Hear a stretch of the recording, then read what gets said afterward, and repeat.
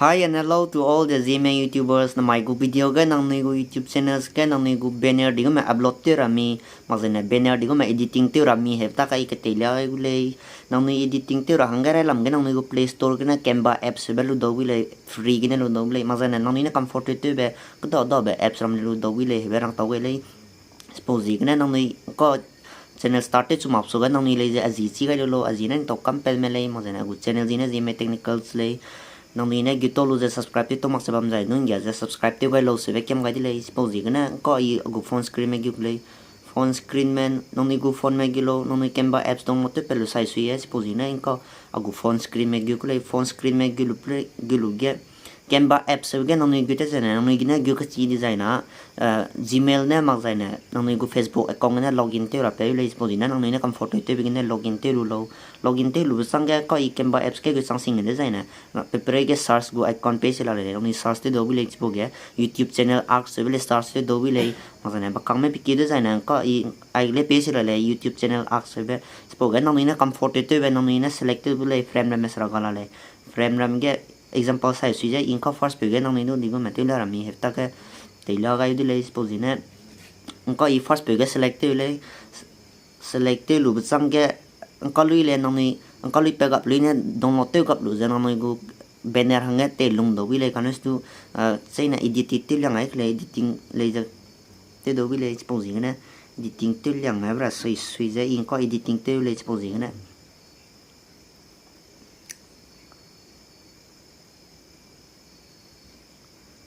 edit he bege gu clay editing te ra sa sui ga suppose ga pe se la le punina sam ki ro ba delete to na clay se lu ja ani na sam ki ro clay sam ga nang ni go channel ji kai do wi le in ko Zeme Technical se ba kai ne le suppose na Zeme Technical se ro le ma zana kang pe do delete to na clay kang pe delete to ra ga in ko kai ra ne lo bi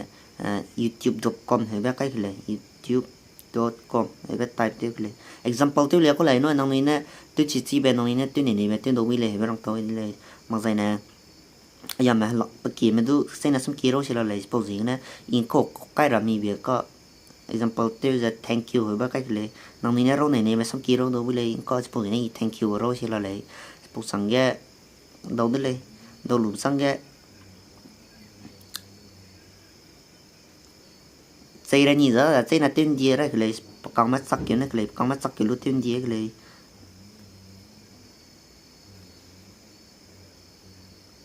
đầu đây mà này mất tới lên là trên là chẳng thì cái này suppose nó có ít chẳng thì leo lên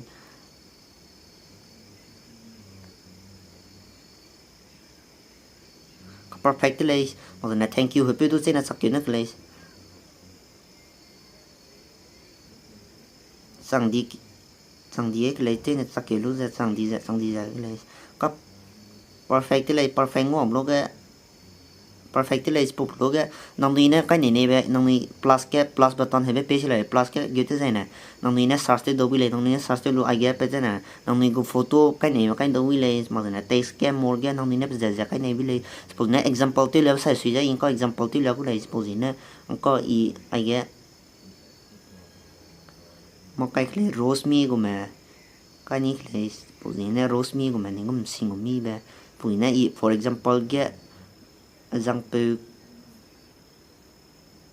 cái lấy example cái nông này có photo bục lấy cái nông này có photo là cái đầu wi lấy cái răng này lấy suppose nè bục photo là ý cái mà à của bên này hàng cái editing tiêu lì có lấy suppose nè nông này là của mẹ tiêu đầu wi lấy cái răng này lấy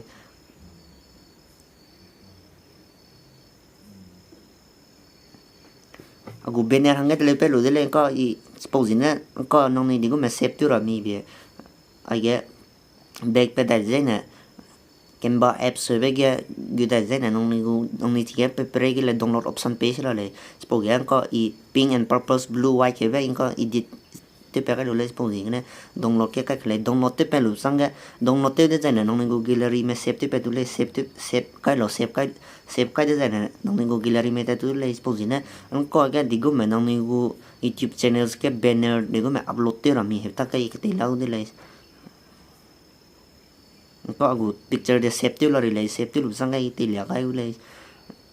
nang ni ne editing tiêu duyên tiêu de ngoi sang ram le pe ku le suppose ne có agu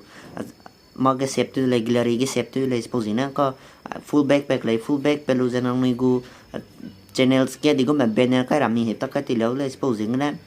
nang ni gu Chrome browser ge gilo Chrome browser ge gite zen nang ni type te lo nang ni type te de zen na youtube.com he type te lo youtube.com he type te le ka i le zen type te le nang ni le type te lo youtube.com he type te lo youtube.com he type te cái loại lục sang cái paper cái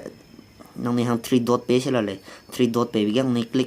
click tiêu sang này còn mấy cái này desktop site cái là desktop site cái unable cái này lo desktop site cái unable tiêu lo cái nông này hàng cái có phone Google interface mà phải laptop Google mà interface cái page lục sang cái nông này go mà cái click tiêu lo nông này go banner nông này go photo cái này nông này go YouTube channel go photo cái này click tiêu lo nông này go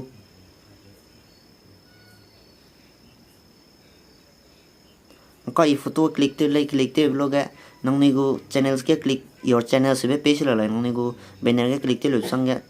your channels ke click te lo your channels ke click te design yo ma pe da ble interface da be interface da be pe blog zan pe me pi pe design customize channel ma zana manage video he la spoge first option ni customize channel se be select lo customize channels के select lu sang nang ni YouTube studio में redirect तेरा lu sang को redirect तेरा ने गुले redirect तेरा lu sang nang yang da interface पे ले da interface पे blog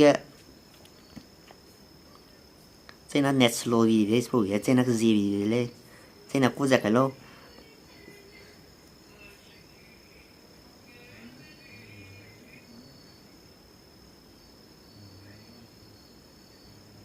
interface đó về sang sinh ở blog con mà nông ni PQ thế này nè nông ni YouTube studio con mà channel customize con cái PQ thế này last cái option page là lấy last second cái option page là lấy pen của mình thế nè bắt tặng page là lấy spoke để click tiêu lo có spoke click tiêu lo sang cái nông ni ai cái channel customize con sinh cái layout mà thế nè branding mà thế nè basic info về rồi là lấy spoke second option cái click tiêu lo branding cái heavy cái click tiêu lo branding heavy cái click tiêu lo sang cái ai cái page là lấy nang ni go có nang ni go channels banner le